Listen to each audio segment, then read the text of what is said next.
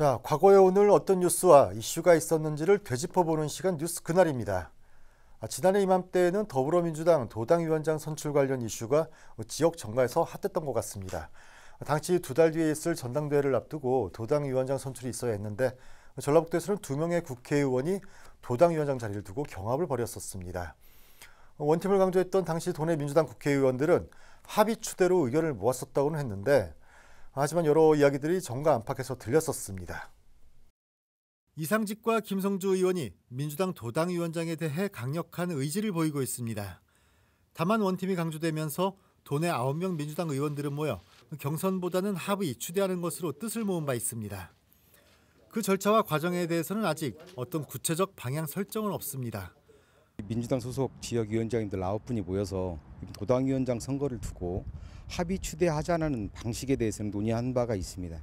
향후 있을 도당위원장의 직접적인 방식에 대해서는 아직 결정된 바가 없습니다.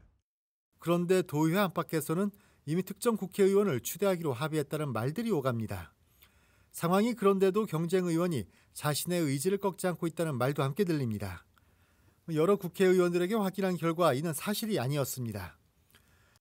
아니야, 없어야지. 의원들끼리 이제 좀 의논을 해야 돼. 아직 그런 의논 절차를 안 했어. 여기에 최근 도당위원장에 나설 경우 도지사 출마 여부를 물어야 한다는 의견도 민주당 도당의 공식 입장은 아닌 것으로 확인됐습니다. 일부 언론에서 정치권 인사의 말을 빌어 전달을 했지만 도당에서는 관련해 어떤 논의도 없었다는 겁니다. 도지사 출마까지 얘기 나온다는 것은 시기적으로는 적절치 않다고 봅니다. 일부 언론에서 그런 상황들을 제기를 했지만 사실과 좀 동떨어진 얘기라 아직까지 당의 입장에서는 그런 입장을 밝힌 적이 없습니다.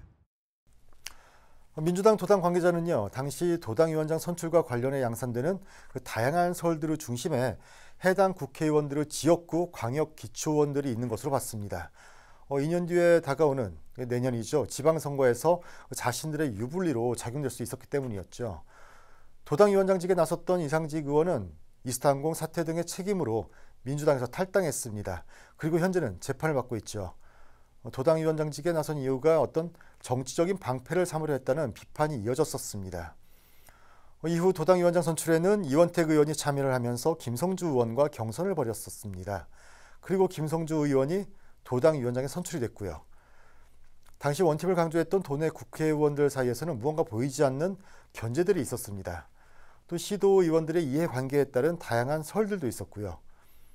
지난해 더불어민주당 도당위원장직을 놓고 벌어졌던 그 일련의 과정들은 결국 정치의 속성이 무엇인지를 다시금 알게 해줬던 것 같습니다. 지금까지 뉴스 그날이었습니다.